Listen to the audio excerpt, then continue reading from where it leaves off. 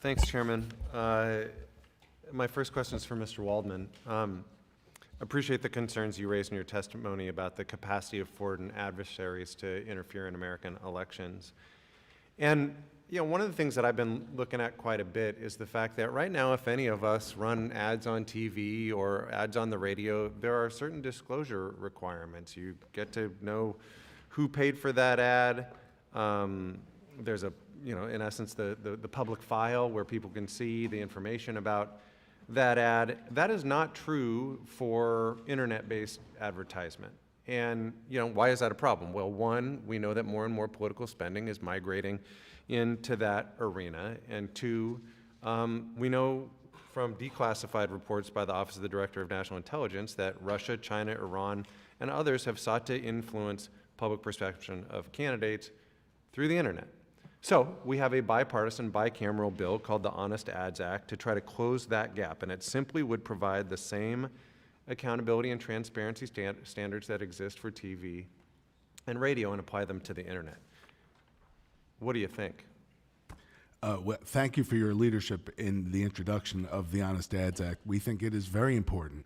This year, we think that up to 30% of spending on political ads will be online. And the protections that were in place in an era of broadcast TV and antennas on the top of your set are not enough for the digital era, and especially the era we're moving into with all the risks of disinformation and deepfakes and everything else. So we think that the Honest Ads Act, which is bicameral and bipartisan, should be an urgent priority. I should note that important elements of it are also in the Freedom to Vote Act as part of that significant upgrade of the American electoral system. Thanks. And I'd commend to any of my colleagues here, happy to share information with you about that bill, because I think it's, to me, that is a common sense, how do we keep foreign actors from trying to mess with our elections?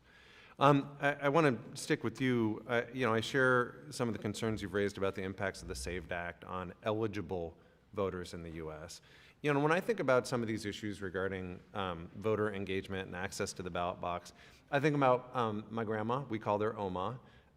She was a remarkable woman. She survived 2 world wars. She was liberated by Allied soldiers and came to this country from the Netherlands in 1948.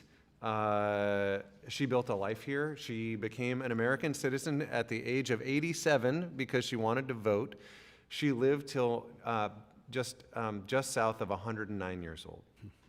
And she was an incredibly proud voter. As a person who was born 10 years before women's suffrage in this country, she was an incredibly proud voter. And so I think about some of these bits of legislation sort of through her perspective, right? She became a citizen at 87. At her age, she didn't have a passport because from her perspective, she was too old to travel anywhere. She didn't have a driver's license. She had never driven. You can buy a photo ID in the state of Washington, but it costs now it costs $54. That's a poll tax, right? That's a poll tax, right? And so,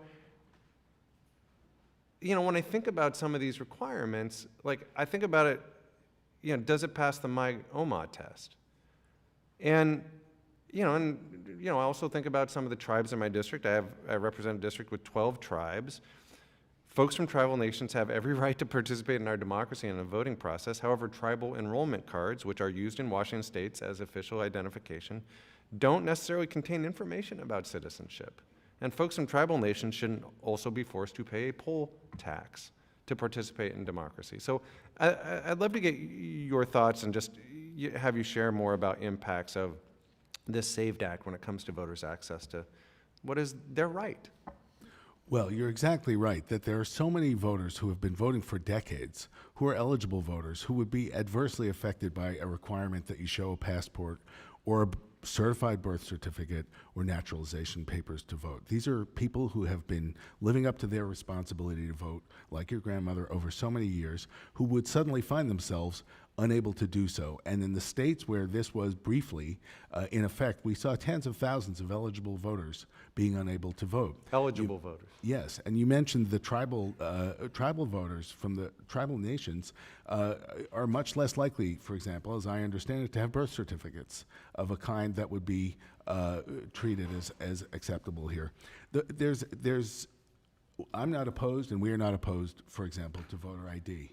What we're opposed to is requiring ID that lots of people don't have. If we want to have a system that is secure and fair, that only eligible voters can vote, it's easy to do. But unfortunately, these proposals, and this one is one of them, are crafted in such a way to make it harder for some people to vote. And in addition, more and more, we're seeing rumors spread Gentleman's by time's leaders expired. to make people doubt the veracity of their elections. Thank you. Thanks, I yield back.